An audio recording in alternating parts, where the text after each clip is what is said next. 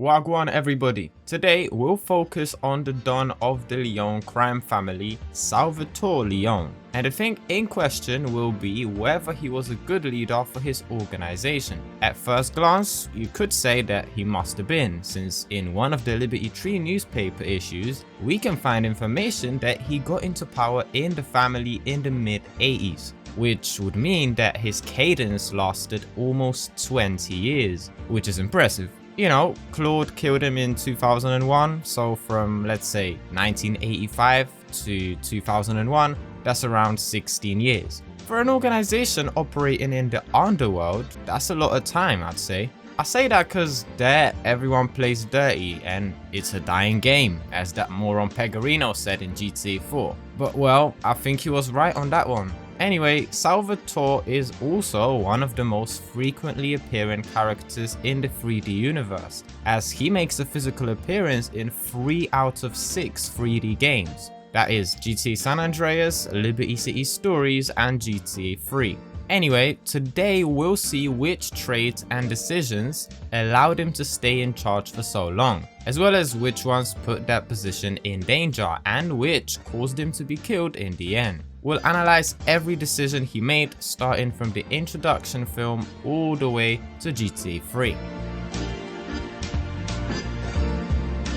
So like I said, the first thing we need to discuss is the introduction film. A film that portrays the events shortly prior to the events of GTA SA. In it, we'll focus on the scene in which Salvatore Leone is talking to Johnny Sindacco. See, the Sindaccos needed money. Therefore, they came up with an idea to expand their influence to Las Venturas by purchasing a stake in a local casino. We know how popular gambling is in Las Vegas and was at the time too, in real life, so it seemed like a good business plan. However, it seemed as if the Sindaccos didn't have enough money to buy a stake. So they figured out a plan to ask the other 2 families for money. Those other families were the Leones and the Forellis. This way, they would not only have enough money to buy a stake, but also this could act as a means to make peace with the other families, with which they were not on the best of terms at that time. And judging by one of the other scenes in the introduction film, the 2 families hated each other. You know, I hear the Leones are lending the bosses some money. The Leones? Yeah. Get the fuck out of here. We hate the Leones. I know. It seemed as if the Sindaccos were not feeling very strong and confident toward the Leones nor the Forellis. Hence, making peace with them would make the business easier. It's a similar strategy that was adopted by Tenpenny in GTA San Andreas. Tenpenny wanted to make peace between the families and the Ballers, who were responsible for the vast majority of gang violence in Los Santos, which made his job harder because he was the one that was meant to be responsible for keeping the city safe from gang violence. That's why he made up a plan that involved the distribution of crack, a very addictive narcotic. This was to serve as a motivation for the both gangs to stop fighting and start working together in the name of money. In any case, now back to the conversation between Salvatore Leone and Johnny Sindacco. So, the father of Johnny Sindacco, who was presumably the don of the Leone Mafia, delegated his son to convince Salvatore Leone to join in their business idea. The Sindaccos were asking for $5 million, and they offered Salvatore that they would invest the money for him and additionally manage his investment for him. So basically, all Salvatore would have to do is sit back and just regularly collect the profits. At first glance, it sounded like a brilliant opportunity for the Leones, but Salvatore, taking into consideration that his family and the Sindaccos were beefing, he immediately smelled the deception. He knew that the Sindaccos could want full control of the investment, so they could lie to the other families about the profits that the casino is making and claim more money than they should be claiming.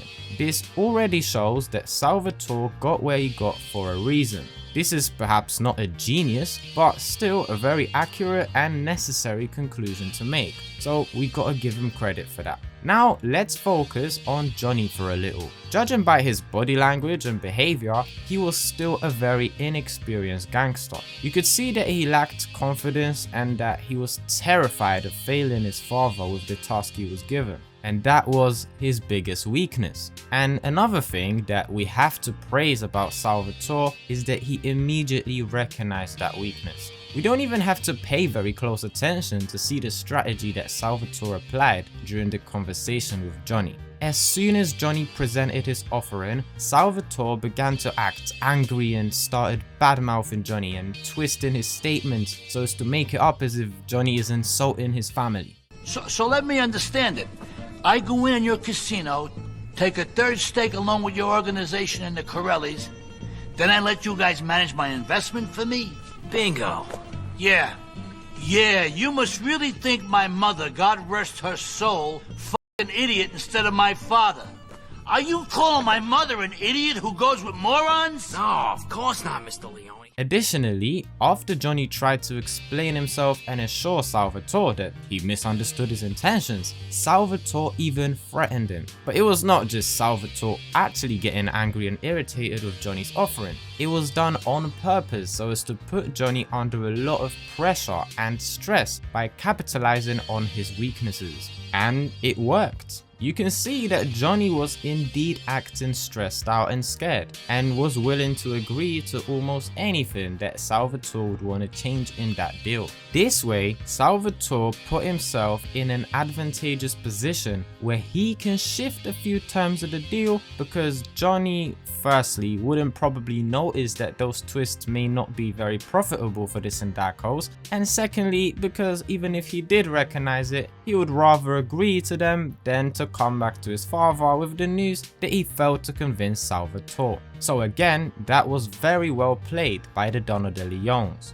Another detail that I'd like to acknowledge is that Salvatore at some point mentions that one of the Sindaccos' associates killed his cousin some time ago. But then he says that he thinks that the personal stuff like this should not get in business's way, which I think is a very rational approach to have.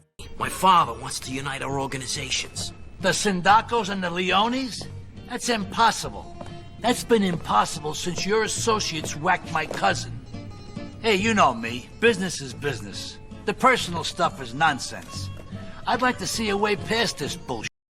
It's a bit of a similar situation to the one with Nico and the ending of GTA 4, where he was offered to work with Dmitry Raskolov, so a guy that was persecuting him and tried to kill him throughout the game's story. But this partnership was meant to earn Nico a whole lot of money. So basically, Nico had to choose between business and the personal stuff. However, in Nico's case, it was probably best not to work with Dmitry. First of all, he already had a lot of money and was not a gang boss, so he didn't have to keep looking for new money-making opportunities all the time. Additionally, Dmitry was a snake. Nico witnessed it with his own eyes that Dmitry could even turn on his best friend that he owed a lot, in the shape of Mikhail Faustin. This and many other reasons that I'm not going to get into right now because that is not the topic of today's video, were speaking highly against working with Dmitry. But with Salvatore,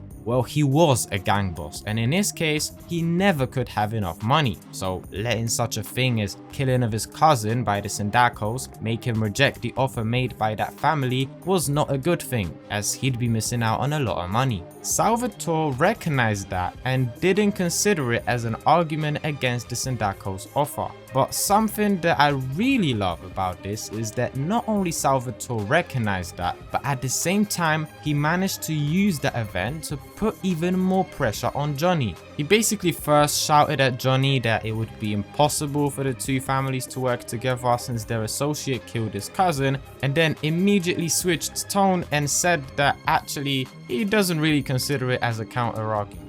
Going back to the deal itself, Salvatore obviously did not agree to the Sindaccos having full control of the books. You can have the money. We can? If you give me control of the books. Yeah, you see, we can't do that, Mr. Leone. And I meant it. Your mother's a fucking transvestite. I got an idea. What about a third party? An independent guy. He runs the place, and together we run him. Oh, we can't do that, Mr. Leone. We got our guy in there already. Get rid of him.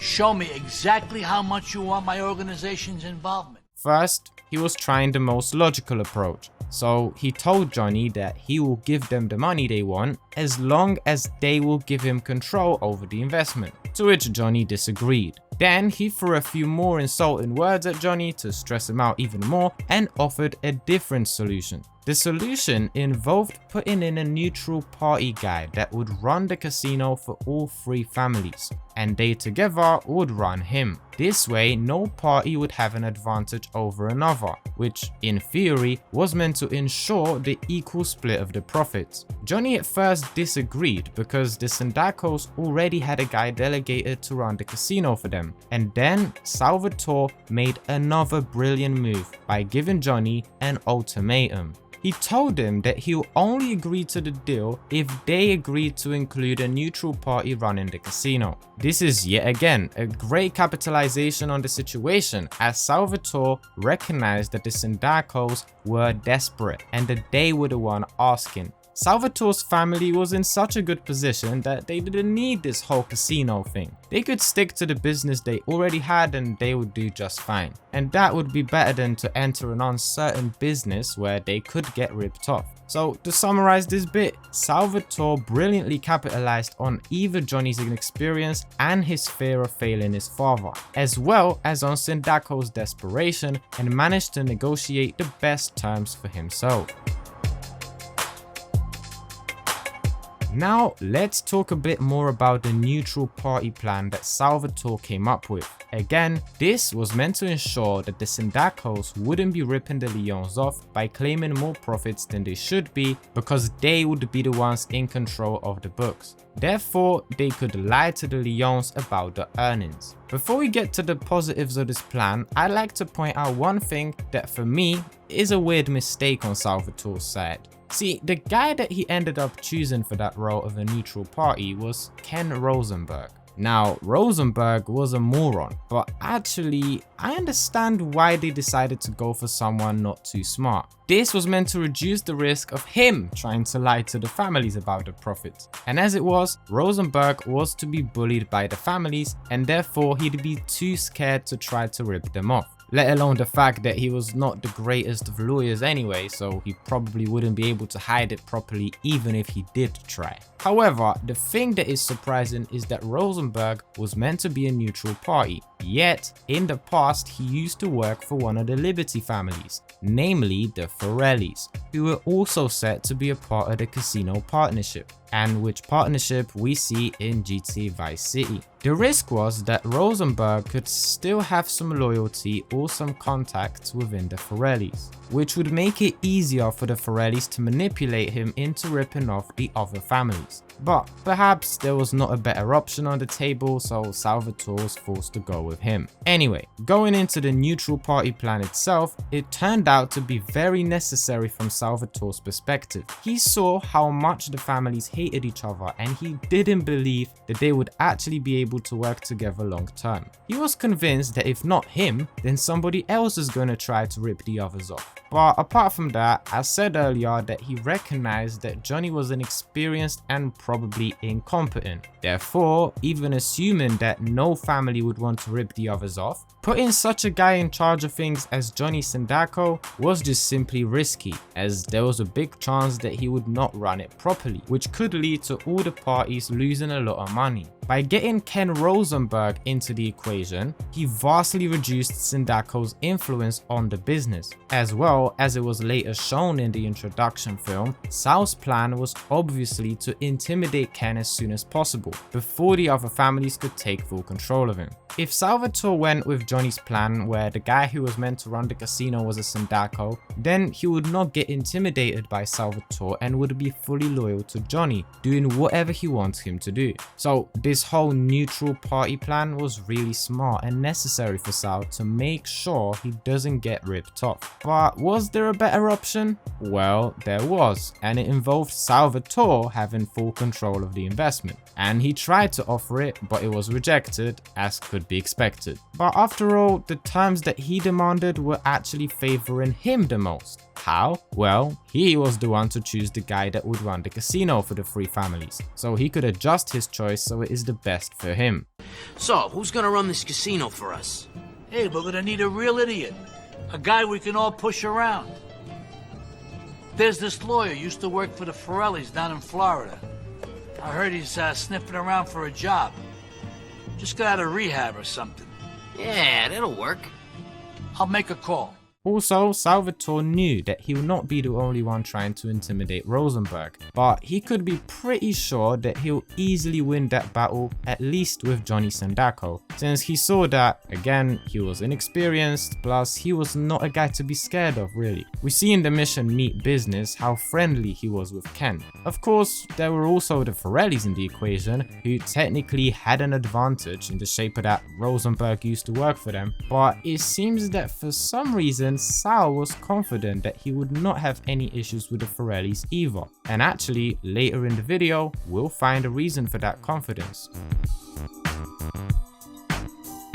Now, let's get to the event of GTA San Andreas. So the first thing we're going to talk about in San Andreas' story is that the Forellis tried to rob out Johnny. So exactly what was expected by Sal. If not him, the other families will want to kill each other in order to get more profits from the casino. It was a perfect scenario for Salvatore though. He was in control of the neutral party guy, and the other parties, the ones that he had to share the profits with, were just fighting with each other, and there was a chance that sooner or later one of them was going to be wiped out. And once that would happen, that would mean that he could be earning more money because one of his partners would be gone. And that is exactly what happened soon. However, it was not the Forellis who wiped out the Sindaccos. It was CJ and Rosenberg. Because as you remember, CJ first scared the shit out of Johnny Sindacco because he was making it difficult for the Triad to run the 4 dragons. And Johnny got so terrified that he ended up in hospital, then he got released, and around that time CJ also got in contact with Ken Rosenberg, with whom he eventually went to Sindaccos abattoir in Las Venturas to meet Johnny, who after seeing CJ died from a heart attack. That angered the other Sindaccos at the abattoir, who started attacking CJ, who was an unstoppable psychopath, and just killed them all off and escaped. However, that doesn't really matter that much since CJ didn't leave any witnesses, so every reasonably thinking person would blame the Forellis for that massacre, since they were the ones who tried to kidnap Johnny just a few days before that event. In any case, the situation was brilliant for Sal because one of his partners was gone and he would only have to deal with the Forellis now. And he could be certain that they would try to get rid of him as well, judging by what they were trying to do with the Sindaccos. In other words, he knew that the Forellis were greedy motherfuckers. Salvatore, as soon as he found out that the Sindaccos have been wiped out of Las Venturas, decided to make his move and take over the casino before the Forellis could do it. He also grounded Rosenberg, making sure that he will not get in contact with the Forellis, so he cannot give them any information on his current actions. As expected, the Forellis also wanted to take over the casino, and they sent a hitman squad to kill Salvatore Leone. Interestingly enough, Salvatore turned out to be aware of that and sent CJ to kill the hitman squad. And knowing this, we can now suspect why Salvatore was so certain that the Forellis won't constitute a bigger threat for him when picking Rosenberg for a neutral party. Because how could he find out about the hitman squad of the Forellis? It's possible that he had a man on the inside within that family. If that was the case, no wonder he did not fear that the Forellis would want to wipe out his organization in order to take over the casino. Or rather, he knew it would happen, but he could be ready for it, as he would have the intel from his snitch early, which would allow him to prepare the right way. So to summarize, after the Forellis' attack on the Sindaccos, and then after the Sindaccos were wiped out of Las Venturas, Salvatore stepped in and took over the casino. Additionally, stopping the Forellis from doing the same by killing the delegation they sent, about which he found out presumably from a snitch he had within their ranks. He predicted everything and was prepared very well. Now, after getting rid of the Forellis delegation, he then decided to ensure that they wouldn't cause him any more problems. That's why he sent CJ to Liberty City to pull off a massacre at St. Mark's Bistro, which was the main business of the Forellis, and kill Marco Forelli, presumably the don of that family. This way, his neutral party plan brought maximum benefits, as now he had full control of the casino investment and did not have to share the profits with anyone. Pure masterclass. Or was it? Because as we know, in the end, Salvatore's casino has been robbed by CJ and the Triad. So what that he didn't have to share the profits if his profits were stolen in the end? Let's determine why it happened. Well, many people say that Salvatore should have never trusted Carl, but I disagree. See, Carl did a lot of good things for Salvatore. He helped him win the fight for the casino with the Forellis and tied up loose ends in the shape of Ken Rosenberg, Maka and Paul. CJ's work for Salvatore didn't really allow him to scout the casino to see deep into how Salvatore operates. He was just a guy to do the dirty work. Additionally, he was an outsider, which was also advantageous for Salvatore. Using an outsider makes it harder for your enemies to track your movements. You can do things that you don't want it to be associated with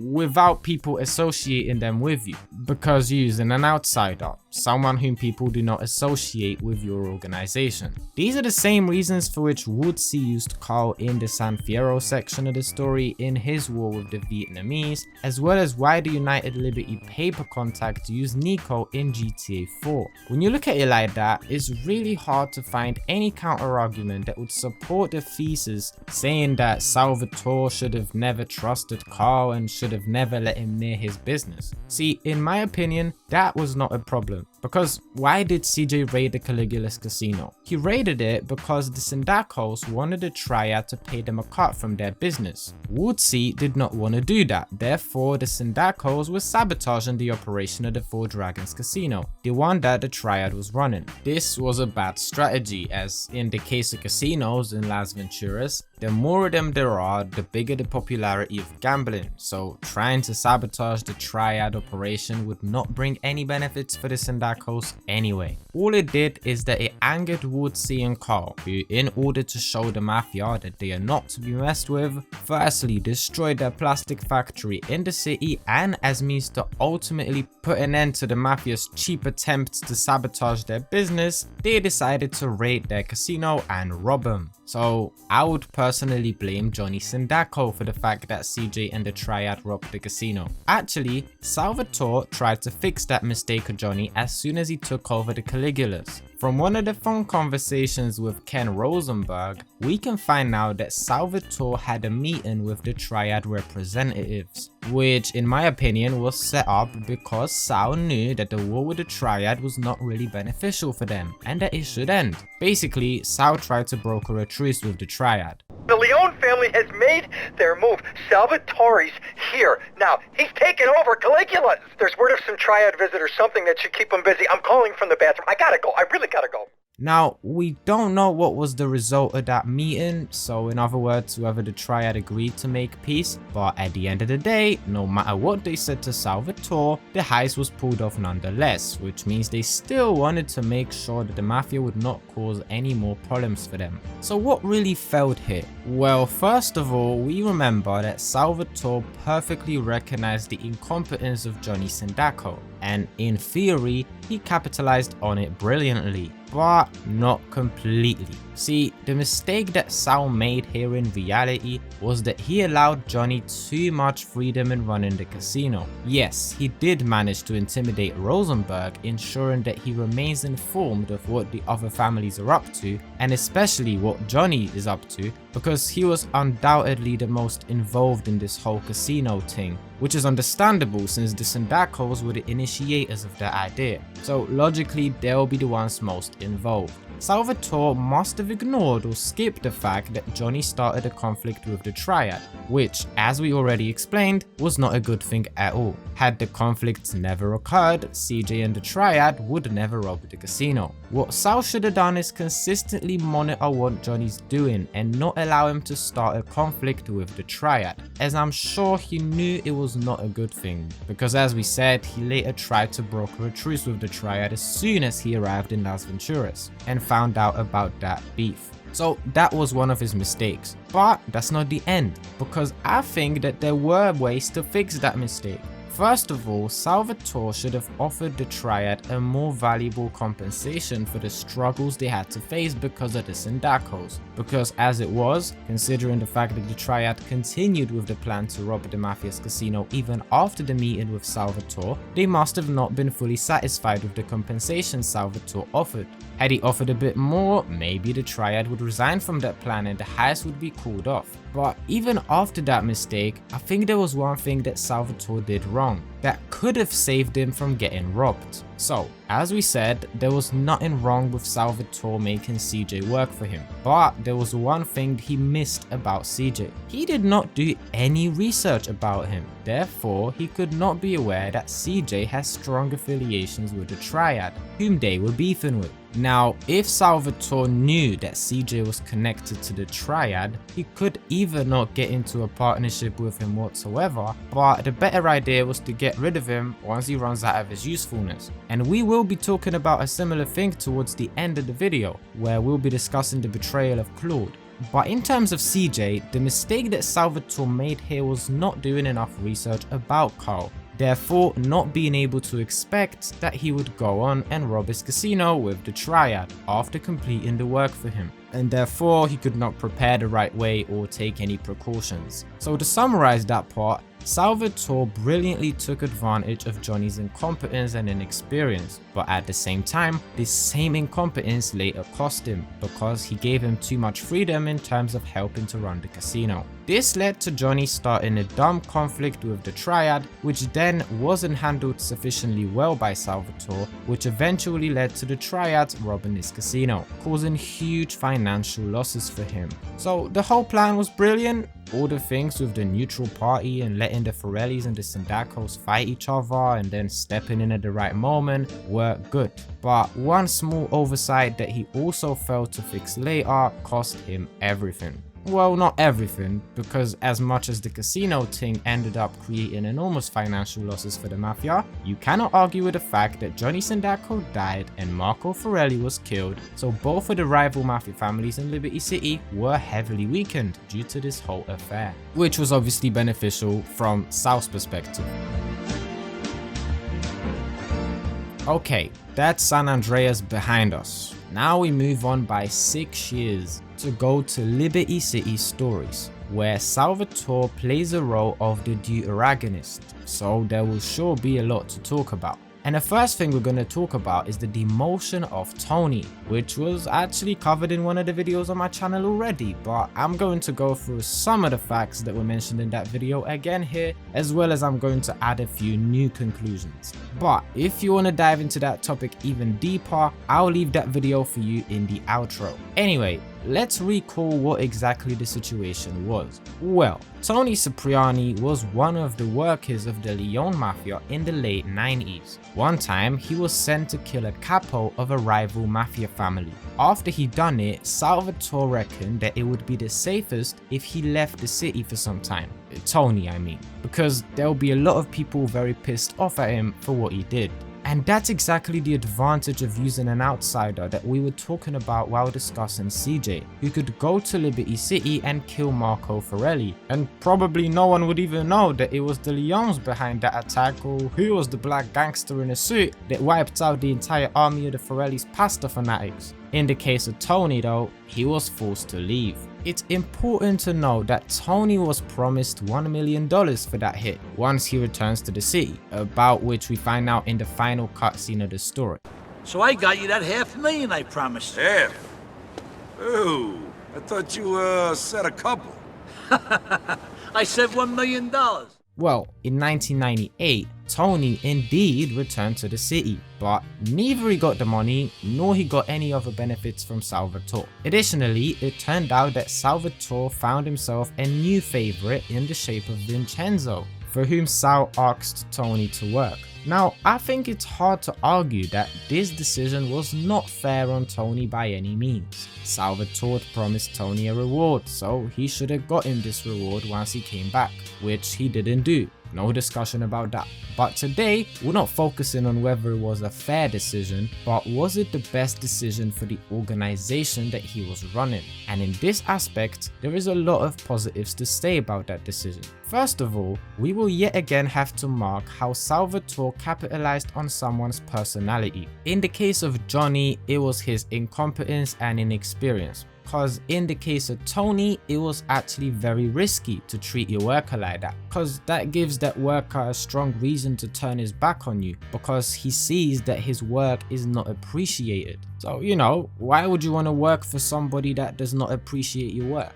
Such treatment of your people puts you at risk that your worker is going to go to another organization, to a rival organization, and potentially give away vulnerable information about your organization and work against you in general. However, Sal knew what he was doing here. We know how Toni's mother formed this personality. Because of the constant and extreme patronization of Toni by his mother, he became a person that could not fight for what's his. In other words, he could accept it even when somebody treated him unfairly or even very unfairly. Cause put Vincenzo in Toni's situation here and I think it will be guaranteed that he would go, for example, work for the Sindaccos, as he would not take that kind of underappreciation. However, Sal knew that Toni would not be able to stand up for himself and that even if he literally does not give him anything and demote him like that, he would still stay loyal to him. Also, despite not rewarding him financially or for example by giving him a high position in the mafia,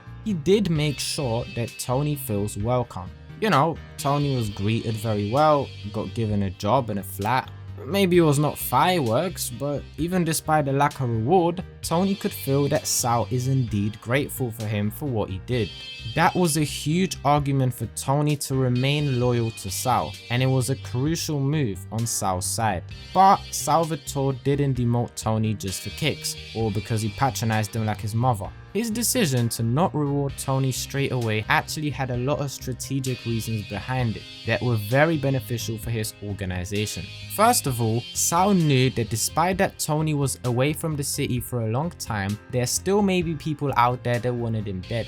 Therefore, if Toni just came back and started big, it could immediately bring back the attention of those who wanted to avenge the capo whom Toni killed. Sal reckoned that Toni needed to slowly reintroduce himself to Liberty City's criminal underworld for that long period of time while he was away to have any effect at all. Another thing that Sal could convince Toni to was that he apparently must have misunderstood the way things work in his organization. That gaining the respect in the mafia or earning a lot of money or earning a high position does not just take one big job. It takes consistent hard work for a lot of time and often without a sufficient reward. What I'm trying to say here is that Sal not only recognized that it will take a lot of unfairness for Toni to decide to turn his back on him, but he also wanted to capitalize on it to the limit. So by doing that, he showed Toni that what he did was indeed a lot, but in his organization, it does not mean that the job has been done and that now he can stop working.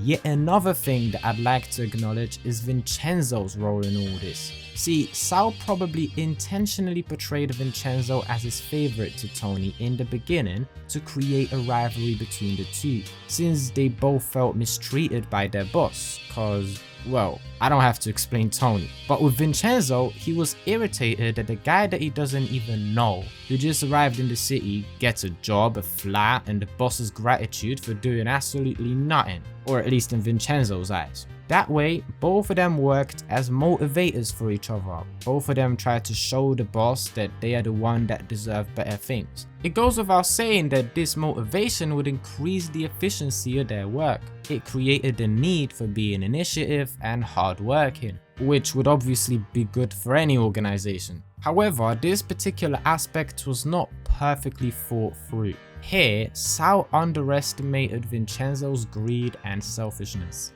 He thought that the rivalry was going to be all, but it turned out that he was very wrong about that one. We remember that Vincenzo eventually tried to kill Toni, and Cipriani miraculously managed to get himself in one piece out of his ambush after killing Vincenzo himself. Now that definitely was not what Sal wanted, as losing one of his better men could not be in any way beneficial for his organization. I also doubt that this was some kind of a test and that Sal wanted Vincenzo and Toni to fight with each other to see which one comes out of this alive, to see who's better. After all, it's better to have two people than just one, and methods like this would be sick. and I don't think that Sal was like that. So basically, Sal wanted to fully capitalize on Toni's lack of ability to stand up for himself, thanks to which he had him working for him with increased intensity without really needing to reward him. At the same time, he had Vincenzo also being motivated to work more, and at the end, apart from one slight mistake where Sal underestimated Vincenzo's greed and selfishness, which almost resulted in Toni dying, and well, Vincenzo's death was not the greatest of news too, but overall, everything worked out pretty well. So after all, we can say that Sal correctly assessed Toni's personality and capitalized on it fully without facing bigger consequences, so credit is due. Now I think that not only Toni's personality could assure Sal that he's not pushing things too far with him, but he also was in good relationship with Toni's family, and Toni's father was most likely also associated or even was an official member of the Leone Mafia. So if Toni betrayed Salvatore, he would also kind of betray his family, and we know how much his mother meant to him, and Salvatore knew about it, so he could feel safe. However, it's obvious that he couldn't keep it up forever. Toni's patience was extensive, but not infinite, and Sal had to reward him at some point. That's why Salvatore played it carefully. First, we can see how he gets back in close contact with Toni only after a few missions, and Toni is able to work directly for him very quickly in the story. This way, Salvatore kept Toni close, which decreased the risk of him turning his back on him. You know how it is, if you don't keep a close contact with somebody, they can start having ideas, thinking you don't need them no more. It works just as well in business as in private relationships. Salvatore made sure that Toni was close to him, so he felt needed. Therefore, he wouldn't betray or just walk. And also, Toni was getting more and more rewarded by Sal as time went on. He was earning more money and quite quickly became a made man. Thanks to that, Sal made sure that he stayed on the line of Toni's tolerance, while still not rewarding him fully. To summarize this part, Salvatore yet again capitalized on another person's personality in a brilliant way here, but again, he made one little oversight that put the whole plan in danger. This time, it was the underestimation of Vincenzo's greed and selfishness, which eventually led to Vincenzo trying to kill Toni. Since we're on the subject of Vincenzo killing Toni, or rather trying to, we should talk about one more thing. Cause as we remember, as a result of the ambush that Vincenzo orchestrated in order to kill Toni, Toni killed Vincenzo. What was always interesting for me was why Salvatore completely ignored that. After all, Vincenzo was a capo in the Leone Mafia, and in some ways, it looked as if he was the one of the favorites of Sal. Now, obviously Sal could have betrayed Vincenzo in this way to Toni in order to motivate him, as we already said. But well, either way, Vincenzo must have played a significant role in the organization, as random people do not become capos, so he had to be important. I also completely rule out the possibility that Salvatore did not notice that Vincenzo has been killed. Because how can you not notice that one of your main workers has been killed? Like, you would not receive the money that Vincenzo was obligated to regularly pay Sal. Like, that's just ridiculous. Salvatore surely knew that Vincenzo died. However, what is not ridiculous is to say that Sal did not know that it was Toni who killed Vincenzo. He could just simply think that it was some random ambush conducted by some unknown attackers. In that case, the situation would be pretty clear, and there would be no reason for Salvatore to punish Toni. Punish? Where am I, from Manchester? Yeah, Sal wouldn't have any reason to punish Toni. But we can't be sure whether Sal knew that it was Toni. But I think it was easy to conclude, taking into consideration the rivalry between Toni and Vincenzo, that it was Toni who got rid of his rival. In such a situation, like I said, I find it strange that Sal did not punish Toni in any way for this. Let's try to determine why. Well, I think it wouldn't be wild to say that Toni meant a bit more to Sal than Vincenzo. Maybe Vincenzo had a higher position at the time, but Toni was working for Sal for a long time already. Taking into consideration that his father was most likely also associated with the Leone Mafia, Toni was probably involved in the mafia business from young. Therefore, the connection between Toni and Sal was strong, therefore stronger than with Vincenzo. Additionally, I would not be surprised if Vincenzo, after Toni returned to the city, came to Sal to complain about how Toni does not deserve the things he was given. Adding to that Sal probably knew or expected that Vincenzo would be jealous and would patronize Toni whenever he could conclude, after finding out that Toni killed Vincenzo, that Cipriani must have had a good reason for that. Also, looking at how loyal Toni was to him, I think that's how he could be quite sure that Toni would not dare to kill one of his workers for no reason or simply out of rivalry. Because that would not only be a betrayal of that person, but also the betrayal of the Don. Hence, Sal could have reckoned that he's not going to intervene because he assumed that Toni must have had a good reason for killing his capo, and considering the circumstances and the location in which Vincenzo was found dead, it's safe to say that Sal could have suspected that Vincenzo tried to kill Toni. It was not really all that hard of a conclusion to make. However, even if so, Salvatore could have capitalized on that event to keep Toni down even for longer. He could have treated this situation the same as the entire demotion of Toni and mistreatment of Toni at the beginning of the game. It was not fair, but he decided to capitalize on Toni's lack of ability to stand up for himself, because making him work for him without rewarding him was obviously good for the organization. Here, even if Salvatore knew that Toni may have had a logical reason to kill Vincenzo, he still could have made Toni feel guilty for that. You know, he could have said that Toni should not take actions without his permission, and that before he went to meet Vincenzo, he should have first consulted this with him. Of course, this is not a very solid argumentation to make, but looking at Toni's lack of ability to fight for what's his and his almost blind loyalty towards Salvatore, I think it would work. Toni would feel guilty for what he did. That would motivate him even more to put in even more work for the Mafia to work back his respect and compensate for killing Vincenzo. It's a bit like with Nico and Faustin. Nico killed Vlad, Faustin's debt collector, and even though that Mikhail agreed that Vlad was an asshole and saw why Nico killed him, he still made him work for him as a means to compensate for killing one of his workers. Same thing could be applied by Salvatore here. However, I'm not going to put it as a missed opportunity or a bad decision, because that was the most fair treatment of Toni here. Before, he already treated him unfairly with the best interest of his organization in mind, so he may have reckoned that he's not going to push it too far to keep some balance and make sure that he stays on that line of Toni's tolerance. So to summarize, the decision to ignore Toni killing Vincenzo was maybe not the best one business-wise, and looking from a strictly business point of view, you could call it a missed opportunity to keep Toni down for a little longer. I can't blame him for making such a decision, because it was the most morally fair treatment of Toni, which we cannot say that he didn't deserve. That all obviously assuming that Sal knew that it was Toni who killed Vincenzo, because it also could have been that Sal had no idea that it was Toni and just simply did not punish Toni because he didn't know it was him. You know what I mean?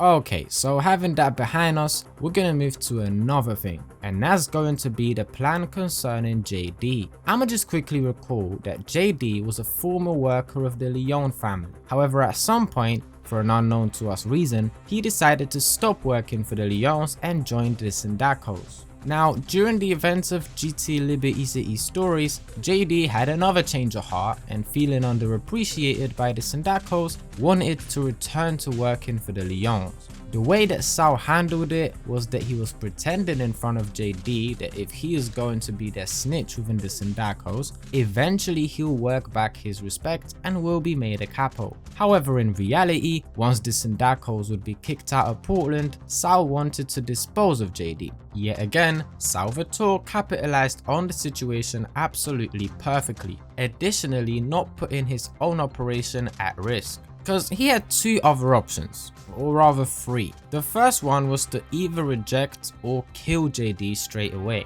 Now, that would be reasonable, but that would be missing out on the opportunity of having a snitch within the Sindaccos. Another option would be to actually let JD join the Leones again. but that not only would be against the Mafia's code, I believe, because the Mafia is not supposed to be dealing with rats. Additionally, it would just be simply stupid from a purely strategic point of view, because looking at the fact that JD already betrayed the Leones and the Sindaccos, it was very logical to assume that he could have a change of heart again in some time and he'd go to someone else again. Now, obviously, if he actually would have been made a capo, perhaps the risk was smaller because he would be properly rewarded, so he would have no reason to go to someone else again. However, there is also another thing that should be absolutely ruling this possibility out in Salvatore's eyes. Because how would that look in front of other workers? Take Mickey for example, Luigi's assistant. Now if he knew that JD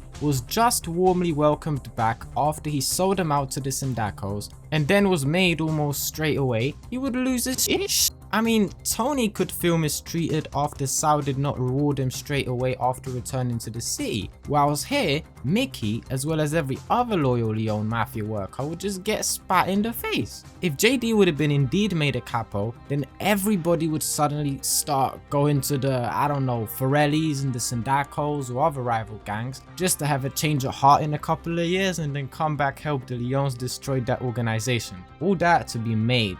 So if Sal actually made JD a capo after this, he would show everybody else that being a snitch is a good strategy of climbing up the ladder in his organization. So definitely he did not go for the worst option, but he also did not go for just a reasonable option. He went for a reasonable option that additionally capitalized on the situation completely. Thanks to this plan, Salvatore managed to wipe the Sindaccos out and kick him out of Portland. He took full advantage of JD's intention to come back, and then he disposed of him once his usefulness ran out to keep it fair, plus to not risk JD turning cold again.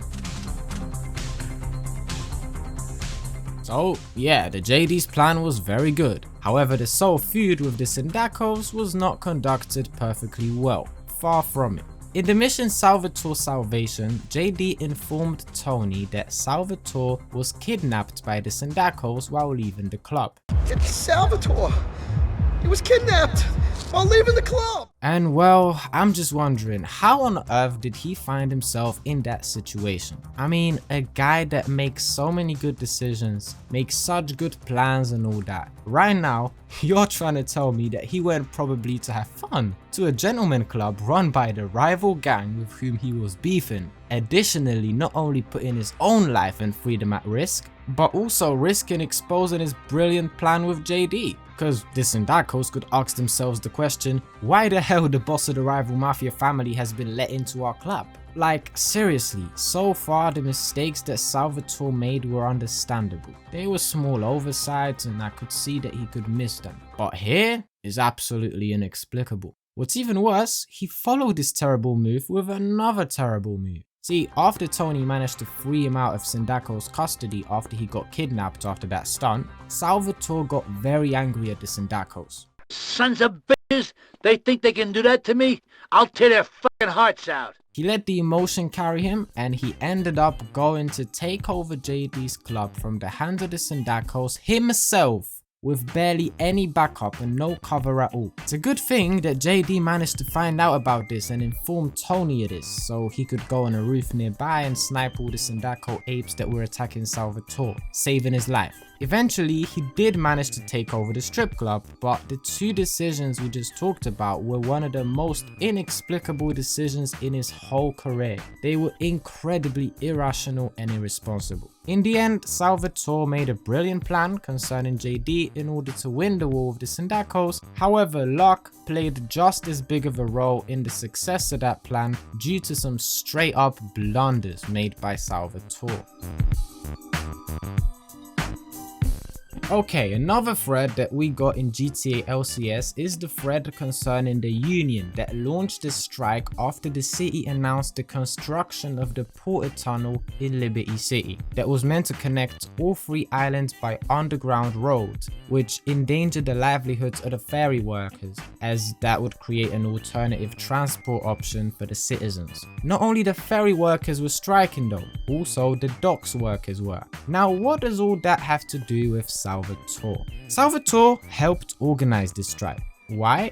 Well, First, because the docks were a place where he regularly was collecting drug shipments to keep his operation going, hence he needed access to that part of the city. Additionally, such actions could buy him the support of the citizens, and working on your PR is especially important when you're a gang boss. This way you create a false image that you're actually a good person, and that you do in order to hide all the dirty business you're in. We can see that in other examples in GTA series. For example, Diaz was regularly investing in some charities and was overall known as a philanthropist, even though in reality we know that he was an angry coke pushing and selfish prick that did not give a fuck about nobody other than himself. Going back, the problems arose in the game story when Salvatore approached Jane Hopper, the boss of the union, asking for a 24-hour access to the docks so the mafia can collect a drug shipment. See, Hopper wanted money for that. Salvatore obviously found it insulting and disgraceful because he was the one that vastly helped in organizing the strike.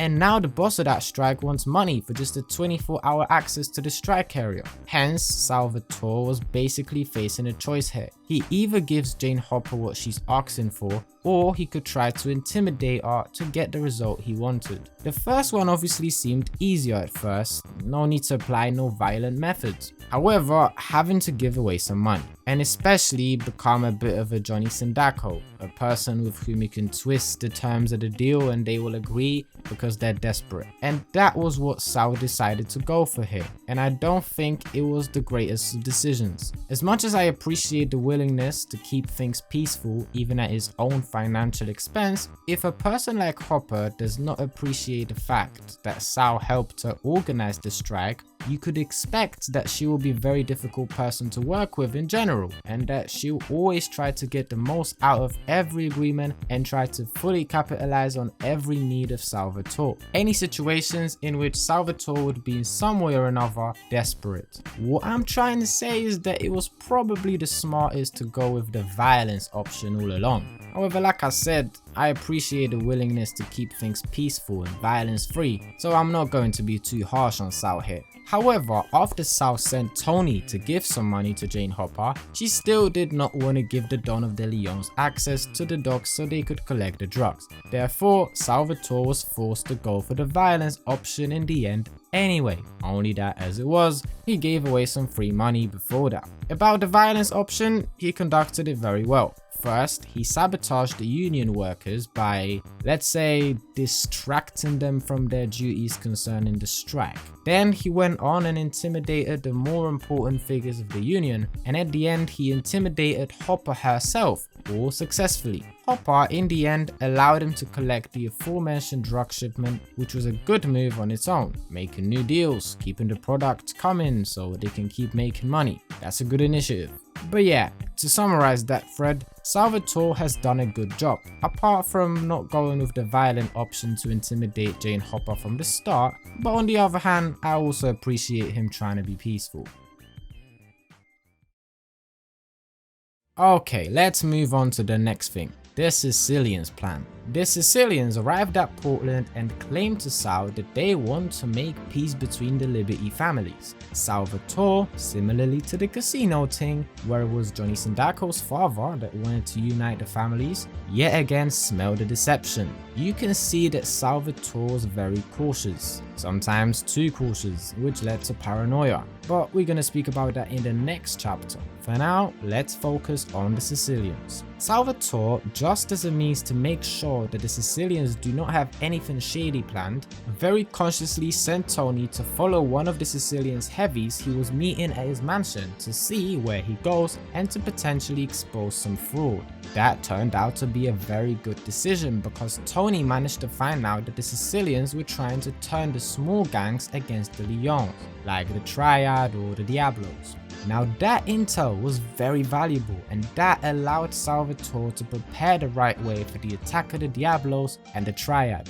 However, for some reason, Salvatore has not done absolutely anything. He did not, for example, assign bigger protection to Hepburn Heights, for instance, to ensure that they're not going to lose any territory. I don't know why, since the Sindaccos war has just ended, which means he could 100% focus on the Sicilian team. And that passiveness led to the Diablos and the Triad actually taking over Hepburn Heights and destroying one of the main warehouses of the Mafia in Atlantic Keys. What I also don't like is that in the mission Sindacco sabotage, and no, this mission has absolutely nothing to do with the Sindaccos. I guess that's some beta leftovers. In any case, after the Diablos attacked Hepburn Heights and Salvatore was telling Toni about it, he blamed bad luck and that he apparently must be cursed that the wars keep coming. We just finished one goddamn war and bang, we're right in the middle of another.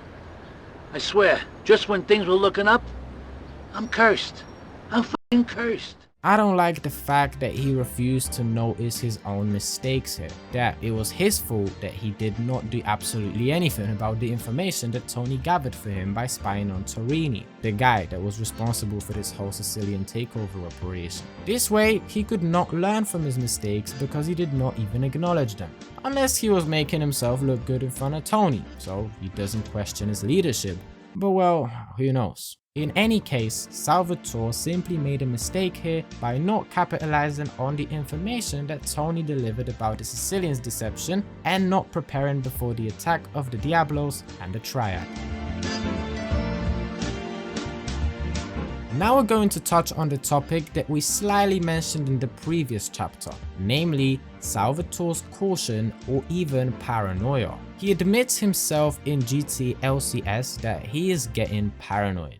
Jesus, I'm getting paranoid, Toni. Really fucking paranoid. Just because I think everyone hates me doesn't mean they don't. You know what I mean?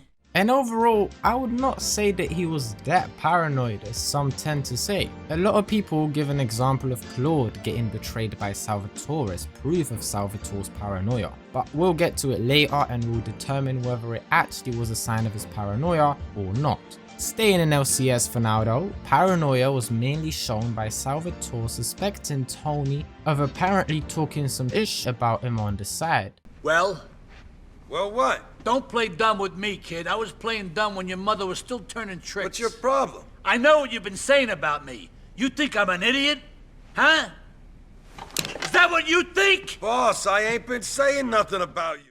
This was a very dangerous mistake and yet again an inexplicable conclusion to make.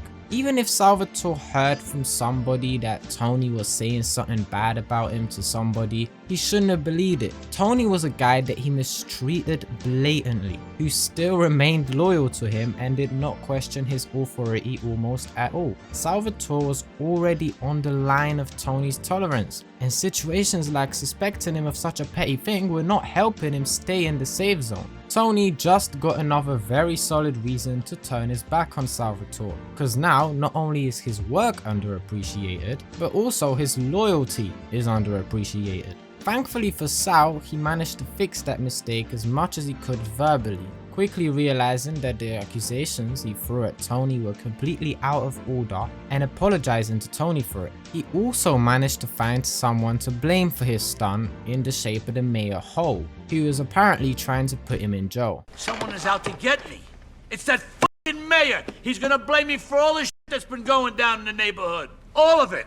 Not just the crap that I did, but all of it. He also made him a capo before long, so as to blur his blunder in Toni's mind before he had enough of Sal's underappreciation of his efforts. So, suspecting Toni of disloyalty towards him was one of his biggest blunders and one of the most inexplicable things he did. And the fact that he faced no consequences of this was fully thanks to Toni's incredible loyalty that Sal had no right to demand or expect. We mentioned the thread with the mayor in the previous chapter and now we're going to carry on with it. See, the mayor was getting his claws into Salvatore at the end of the Portland section of the story of GTA LCS. He was trying his best to put Sal in jail. Salvatore's decision was to leave Portland and hide in Staunton Island, but most importantly also to assassinate the mayor. To carry out this plan, Sal decided to send Toni to kill the mayor and steal his phone, as he very intelligently suspected that the mayor may have been in contact with one of his criminal rivals, who paid him off or forced him to get rid of Salvatore. This was a very smart conclusion to make, which later turned out to be very accurate too. But I'd like to focus for a bit on the assassination itself. Cause yeah, killing the mayor would obviously fix the issue, at least temporarily. But on the other hand, killing such an important figure in the city is extremely risky. That's because a mayor is one of the most protected people in a city. So that means that in the case when somebody manages to kill them, the law authorities will put the most effort into finding the ones responsible. Because you know, a mayor is very important and has a lot of power, so obviously their death is going to weigh more for the authorities than a death of some random person or a person of a smaller status than the mayor. Additionally, considering that the mayor at the time was putting an effort to get Salvatore locked up, the first suspicion after the mayor would get killed would be directed undoubtedly at the Leone Mafia. And looking at how Salvatore tended to operate sometimes, the risk of him or some of his associates getting caught by the feds was pretty big. Moreover, Toni Cipriani, so the guy that conducted the assassination, was not even masked or did not even apply any precautions that would hide his identity. In the mission, as players, we don't even have to kill all the witnesses. So logically, this assassination should be totally associated with the Leone family by the authorities straight away. Whether it happened or not, we can't be sure, but it most likely was not proved, considering that Sal stayed out of jail eventually. And well, I'm not a lawyer, but if I was to guess, I'd say that you can't exactly pay caution to get out after you kill the mayor of the city. But that doesn't really change a lot, because in any case, the sole assassination should have been performed a lot more professionally, instead of sending one of your best soldiers without any cover to perform an open attack. But actually, there was yet something else that the mafia should have done in this situation. As I said, looking at the fact that the mayor was trying to ruin Salvatore at the time, the main suspect in the case the mayor would get killed would be the Leone Mafia, which would be very dangerous for them. See, apart from Toni being masked or killing the mayor by taking him out with a sniper rifle for example, instead of going in the park for an open clash with the Secret Service, Salvatore should have made sure that they're not going to be the main suspect after the assassination has been conducted. And I got a little idea about what he could do before the assassination to achieve exactly that. Remember in GTA 4 one of the missions for Phil Bell in which we kill a Russian that wanted to snitch to the commission about the Pegorinos messing up the Ancelotti's business? In that mission, Phil sent Nico to dispose of the Russian, whilst he went on and made some noise so as to have the alibi and so nobody blames him for the killing of the Russian. So I go into this factory and I ice this fat Charlie? That's right. I'm gonna go make a lot of noise so no one thinks I had anything to do with it. Another example of such a measure can be found in GTA Vice City, when Avery asks Tommy to disguise himself as a Cuban and go and kill the Haitian gang lord. So the Haitians blame the Cubans and not him for the attack. Same thing we got in GTA 3 in the mission Wakagashira Wipeout. Kenji is attending a meeting at the top of the multi-story car park in Newport. Get a cartel gang car and eliminate him. The Yakuza must blame the cartel for this declaration of war.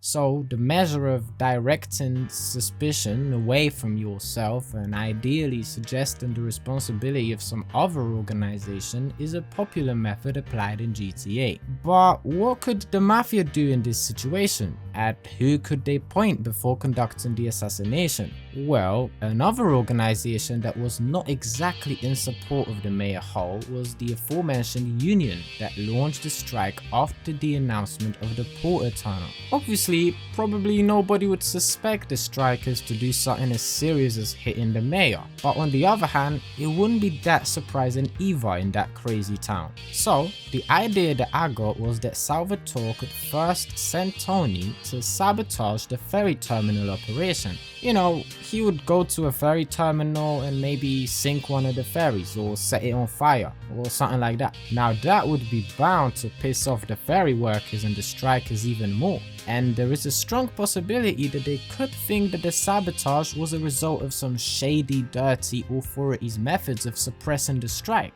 With the strikers being angry and conspiracy theories coming out every day, that would be the perfect moment to hit the mayor. This way, the law authorities might interpret it as revenge of the strikers and their focus would land on them instead of the Leone Mafia. Summarizing all this, killing the mayor was not the worst idea, but it should have been played a lot better and conducted a lot more professionally. First of all, Toni should have been masked or just simply should have not given away his identity. And secondly, the mafia should have made sure before performing the assassination that they're not going to be the main suspect in the eyes of the authorities. But as it was, as much as the authorities failed to prove that it was Salvatore responsible for the killing of the mayor, it undoubtedly was one of the things that put him even more on the Fed's radar, which eventually potentially led to another visit in court towards the end of the story.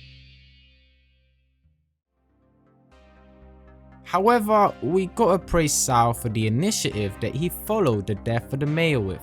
Killing the mayor obviously created a vacancy in this position, which meant a premature election. Sal wanted to capitalize on that and dedicated his candidate to take part in the election and try to win it. The candidate was Donald Love. This obviously would mean that the mafia would gain an incredibly powerful contact and they would unlock countless possibilities. Not only could they cover their own dirty business, but they could also use the legal law authorities to make life difficult for their enemies. You know, let's say that Donald wins the election and the Leones start a war with the Yakuza. Then Salvatore may phone Donald and say, "Listen Donald, I got a request. Talk some shit in the media about the Yakuza. Maybe portray them as the main threat in the city and the party responsible for the vast majority of crime going on in the city. And you could also pull some strings, you know, so the cops put more effort into their investigation of those Japanese tough guys." Or maybe when Salvatore would pull off some stunt that would put him on the police radar, he could tell Donald to give an interview to a newspaper saying that he knows him personally and that he's definitely innocent. Well, basically having influence on the mayor of the city is a very good thing from the perspective of a gang boss. No surprise that the Forellis also sent their own candidate to take part in the election, namely Miles O'Donovan. Salvatore in turn delegated Toni to help Donald win the election, so Toni was sabotaging the campaign of Miles O'Donovan. However, in the end, Love lost the election due to him being heavily linked to the Leone Mafia, which very negatively influenced his reputation in the media. And well, in the game, Donald says that it was all Toni's fault. He is deemed, it seems, unfit for office. Unfit? Because of you. Yeah, and it's all your fault. And actually, he's quite right about that. I mean, Toni was, just as he did with the mayor, running around the city openly warring the Forellis and mashing up O'Donovan's campaign without no cover nor any means of hiding his identity. I know this is GTA and we should turn a blind eye to certain things, but as the game showed in the end, this was a mistake on Toni's side, and a huge mistake because the report in the news referred to Toni being linked to Donald Love by his full name. Although no links can be proved between Donald Love and Liberty City's organized crime, it seems his friendship with mobsters, including Toni Cipriani, have counted heavily against him in voters' eyes. The past few hours have seen his popularity plummet. He is deemed, it seems, unfit for office. It was obviously Toni's fault, but since Salvatore was his boss and it was in his interests to win the election, he should have made sure that Toni does not put the operation at risk, which he obviously didn't do. Additionally, Sal didn't blame Toni or not even called it out to him that he basically fucked up the election for them. That is another mistake on his side, not only because yet again he missed out on the opportunity to drag Toni down again to motivate him more to compensate for his mistakes by putting in more work, etc., but also he did not ensure that he does not make this same mistake again. so every next operation of the Mafia, in which Toni will be involved, was at risk of failing due to Toni's unprofessionalism. So it was a bit of a similar situation to the one in Las Venturas, where the plan was good, but Sal didn't supervise certain people enough, which led to those people making mistakes that cost him the whole operation. In LV, it was Johnny Sindacco that screwed up, and here, it was Toni. Another thing that Salvatore wanted to do after killing the mayor is finding out who made the mayor try to ruin him. As was said, Salvatore wanted Toni to steal the mayor's phone after killing him, so they can see who he's been talking to and expose who he's been working for. It turned out that the mayor was in regular contact with Franco Forelli, who was the Don of the Forelli Mafia family in Liberty City at the time.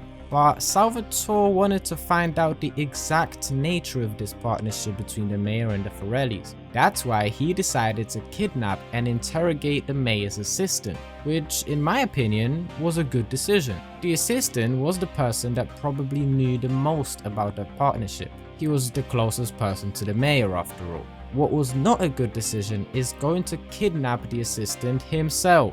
It's a similar mistake to the one he made back in Portland, where he decided to go take over the Sindaccos Gentlemen's Club himself with very little cover. This time, he put himself in enormous risk again, because after kidnapping the assistant, he and Toni had to escape from dozens of Secret Service soldiers that were chasing after them. So not only did he risk himself getting killed, but he also showed his face to a lot of witnesses, leaving them with no doubt that he was the one driving the boat escaping with the kidnapped assistant. Salvatore was a public figure. He should not get involved in such actions. He had Toni and people similar to him for that, so that's another blunder on his side. This is probably another reason why he ended up getting banked up later in the story. In any case though, the plan itself worked and Salvatore got the chance to interrogate the mayor's assistant. And the info he got was indeed very useful for him, as he found out the full extent of the Sicilians' plan. It's those Sicilians! They pushed Franco into it! The Sicilians?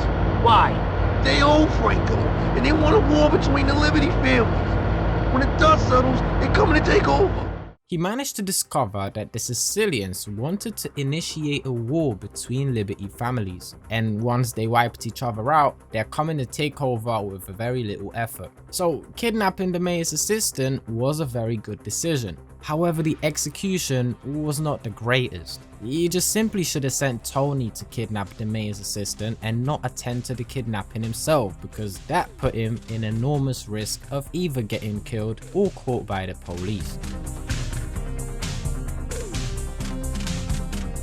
However, what we can say is that Salvatore learned from his mistakes from the past here, cause as we discussed already, in the Portland section, he found out that the Sicilians wanted to get the Triad and the Diablos toward the Leones. And then Salvatore hasn't done anything about that at all, which caused him to lose some important turf in the city. But this time, after hearing what the mayor's assistant told him, he immediately started taking actions that would allow him to capitalize on the info he got. As the first thing, he decided to closely observe the movement of the Forellis and the Sindaccos. Yet again, he obviously made the same mistake by spying on the mafiosi himself rather than sending one of his people, so he still ain't learned from that one. Actually, one could praise Salvatore's approach here, that he doesn't just sit back and send people to do their dirty work, but he actually attends to the work himself. But the truth is that leaders don't just sit back because they're lazy, but because they're too important and too well known to the authorities and the community to engage in any low-level criminal activities. So as much as one could admire Salvatore's approach, rationally and business-wise, it was simply a wrong one.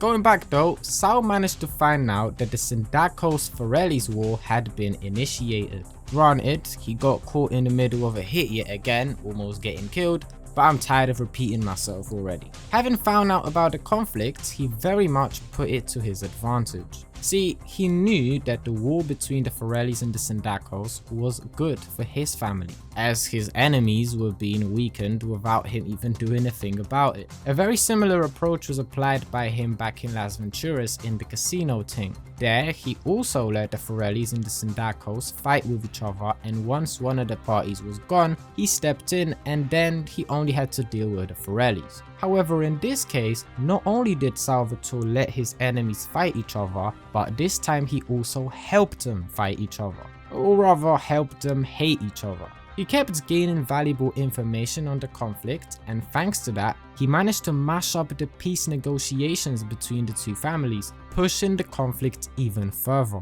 Paulie's going to a meet with the Forellis. He's going to try to broker a truce. Use the gear in the van to take control of Paulie's car and mess up the meet.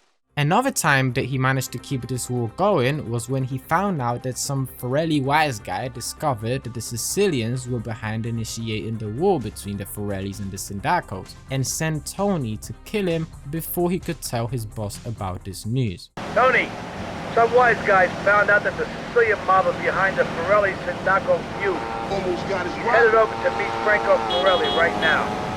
It works very much to our advantage that Franco knows nothing, and this war keeps on going. Take that blabbermouth out. If Franco Forelli found out about it, he'd realize that the war with the Sindaccos did not have any logical ground, and that them and the Sindaccos should be angry at the Sicilians and not at each other. So overall, yet again, apart from Sal spying on the Forellis himself instead of sending one of his people, he capitalized brilliantly on the Sicilians' plan and managed to make sure that his rivals weaken each other significantly.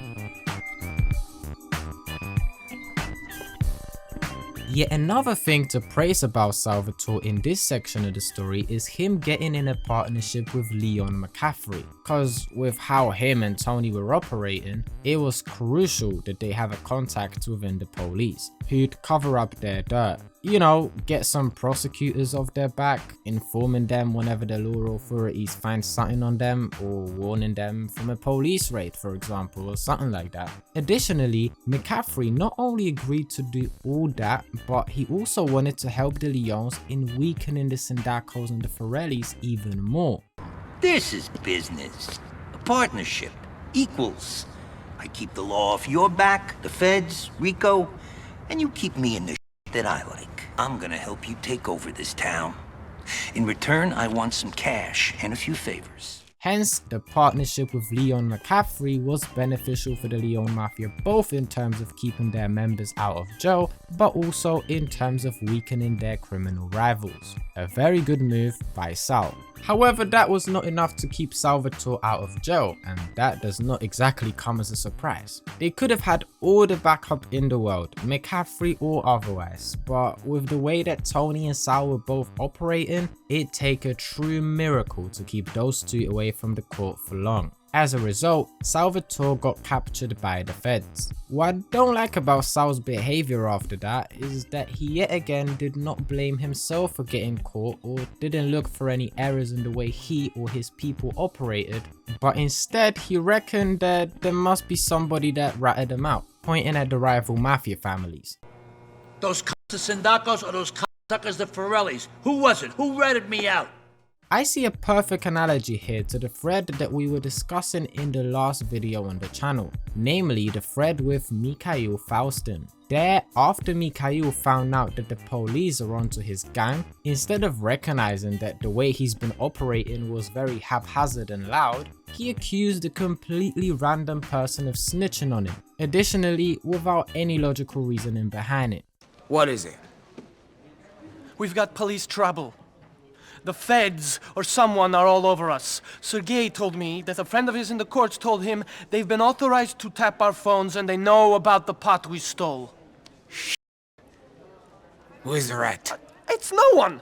It's just the way we've been behaving. Making too much noise. This was inevitable. We're going to have to calm things right down for a while. It's that f***ing guy, yeah. I know it is. I don't trust him. What? I just told you. He knows too much.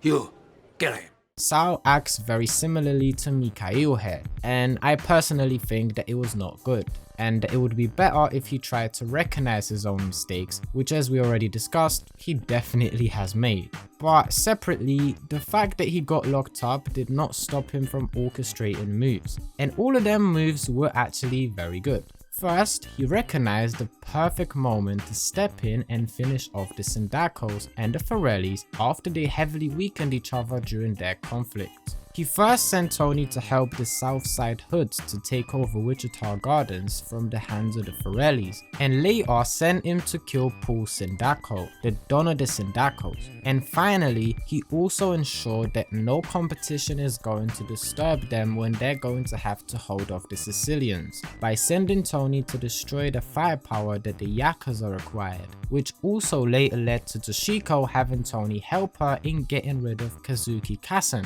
the leader of the Yakuza in Liberty City.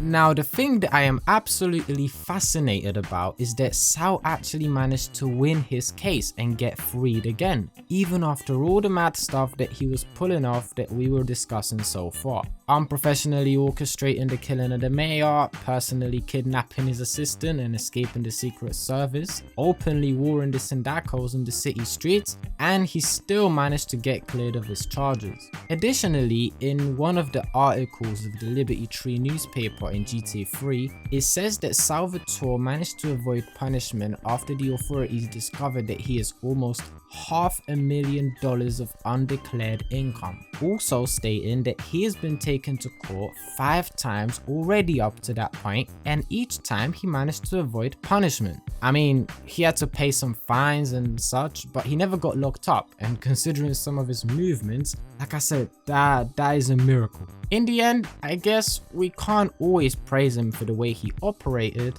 but one thing's for certain, he sure knew how to get himself a good lawyer. So after Salvatore got out of jail and after the Forellis and the Sindaccos basically got wiped out, the Sicilians recognized the perfect moment to step in and take over. What they tried to do is to assassinate Salvatore Leone during his transport to court at Staunton Island. Salvatore very intelligently predicted that the Sicilians would want to stop him from getting to the courthouse, and he was not wrong about that. What was a very good move on his side is that he informed Toni of his suspicion, which allowed Toni to protect the police convoy from the Sicilian soldiers. Anthony! I'm getting out! My arraignment today! Great! Yeah, but I got this notion the Sicilians don't want me to make it to court. With me in here, who's stopping them from taking over? Hey, they'd have to get by me first, Sal. This seemed to also have scared the Sicilians off, as very soon they tried to broker a truce with Salvatore. Salvatore, however, did not agree because he did not want to share nothing with the Sicilians, plus he was not willing to let go what Massimo Torini put him through, that he tried to kill him and take over his business. Now I got the Sicilians on the phone wanting peace. We all want peace. But my peace, not their fucking peace. I'm the big man now. No chump from the old country's gonna tell me what to do. I told them to go fuck themselves. You did? Was that wise? Now, that was a brave decision, but also not irrational. Salvatore was certain of the strength of his organization and was confident to take down the Sicilians and Massimo Torini, which would make him the only Italian criminal organization left in the city. I mean, obviously some leftovers of the Forellis were there, but I guess we cannot take them seriously, can we? In any case, before getting revenge on Massimo Torini, Sal very rightly decided that as the first thing they should do, they are going to get the mayor on their side. Since Miles O'Donovan, the guy who won the election, was originally the Forellis candidate, and now the Forellis were gone, he was up for grabs, shall we say. Sal also accurately predicted that the Sicilians will try to get the mayor to work for them too. Then obviously there was a huge encounter between Sal and Toni and Massimo Torini and the rest of the Sicilians, which was won by the Leones. Sal additionally used the fact that they rescued the mayor from the Sicilians as leverage over him to get him to work for him. Yeah, to get the mayor to work for Sal. Hey, Mr. Mayor! We just saved you from a bunch of crazed Sicilians. Yeah, thanks. And that means that you work for me, right? Oh yeah, that I work for you. And very importantly, in the end, he finally got Toni the reward that he promised him before he left the city, and very soon made him a proper capo in his mafia, as shown by the events of GTA 3. Cause so far, even though that Toni was a made man, he did not have any businesses to run, and he basically remained an errand boy for Salvatore. And I'm not even going to complain about Salvatore yet again risking his life to go in to fight the Sicilians himself, because it all was really very well played out by him. He did very well at predicting the moves of his enemy, was acting confidently in this conflict, recognizing the strength of his organization, and was making good moves at the right timing. Besides, the encounter with Massimo Torrini was a pretty big time and important thing, so I can forgive and kind of understand Salvatore attending to it personally. Alright, that's entire GTA Liberty City stories behind us. Time to analyze the last game in which Salvatore makes an appearance, namely GTA 3, starting with the war with the Triad. The conflict was initiated after Joey sent Claude, the protagonist of the game, to mash up a Chinese spank dealer in Chinatown. This was a good move by the Don's son, as not letting spank enter the market was a good thing for them. Spank meant competition for them, and spank was a lucrative business, and they did not have access to it, nor I think they wanted to have access to it. I guess they thought that the effect that spank had on people was a bit too much. So it was a similar approach to what Sweet thought about crack cocaine in GTA San Andreas, or at least that's my guess. The Triads were heavily supported by the Colombian Cartel, who wanted to grab a piece of the cake in Portland.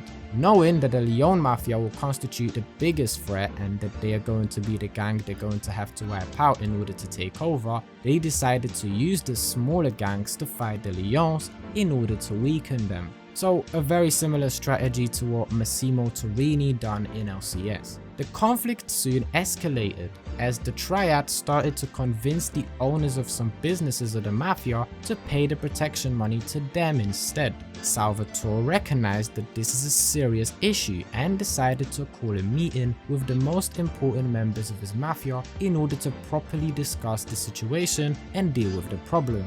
This was necessary as the Mafia not only had to fight off the Triad, but also they had an ongoing direct conflict with the Colombian Cartel, so they had to be focused on two wars simultaneously. This required a right role distribution, so one person can fully focus on one conflict while someone else can take care of the other. Salvatore got it very right here. Took the role of dealing with the cartel, he got Toni Cipriani to deal with the Triad, and delegated his son Joey to take care of the minor conflict with the Forellis that was going on too. This way every issue could be dealt with properly. Additionally, in the end, it turned out that he chose the right people to deal with the right problem, as at the end of the Portland section of the story, each conflict was resolved with the Leones being on the winning side of them. So there is literally nothing bad I can say about Salvatore's decision making in this aspect.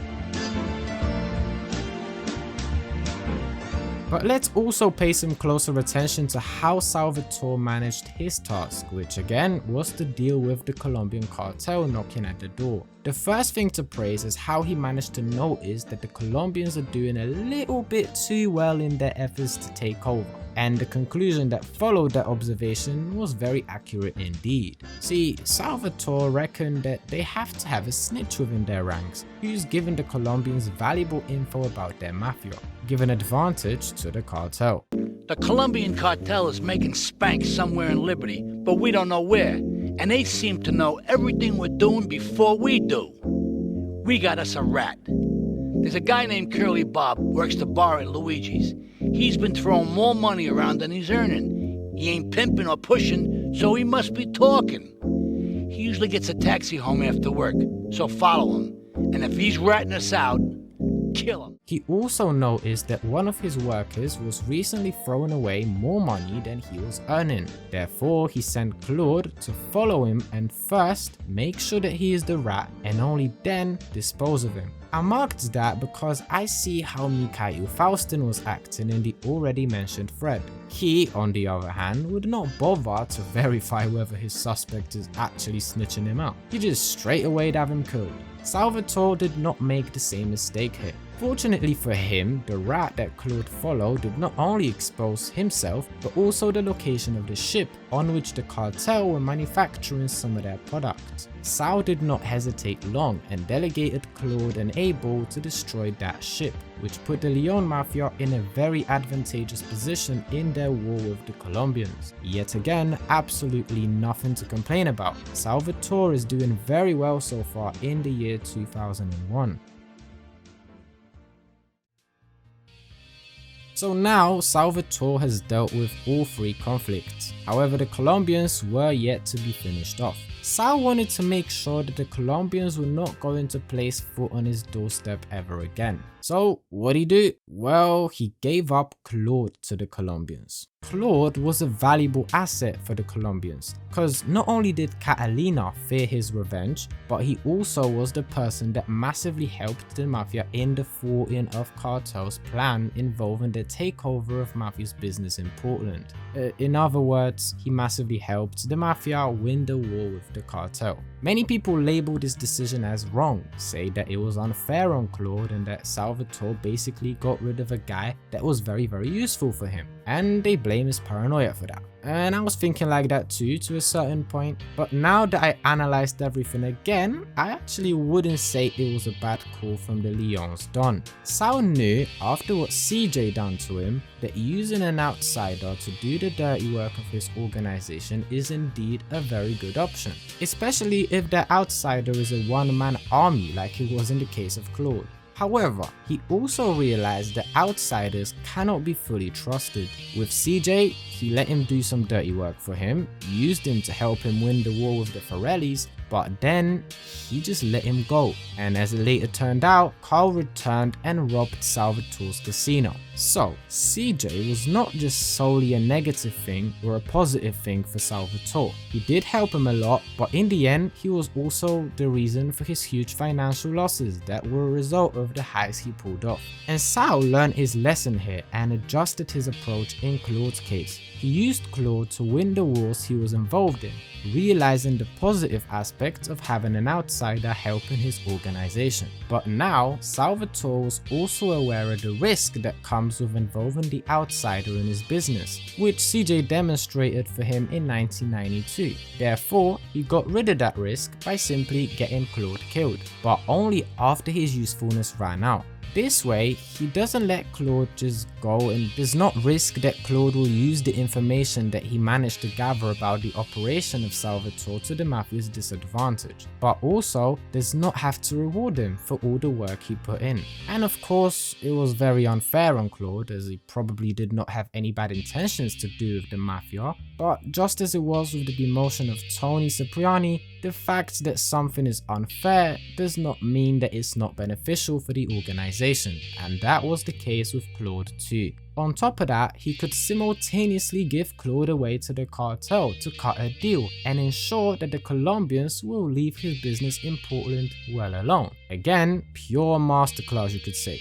Or could you? Well, there was one small mistake that Sal has made after all. Because as you remember, Claude survived and later went on to kill the Don of the Leones. That happened after Maria, Salvatore's wife, warned Claude about a trap that Salvatore had set up for him, thereby saving his life. Not only that, but Maria also introduced Claude to Asuka, a highly ranked member of the Yakuza in Liberty City, the organization that was perhaps not in war with the Leones, but they also weren't on good terms with them either, considering the events of GT LCS, where Toni killed the Yakuza's leader. The mistake that Sal made here was that he underestimated Maria.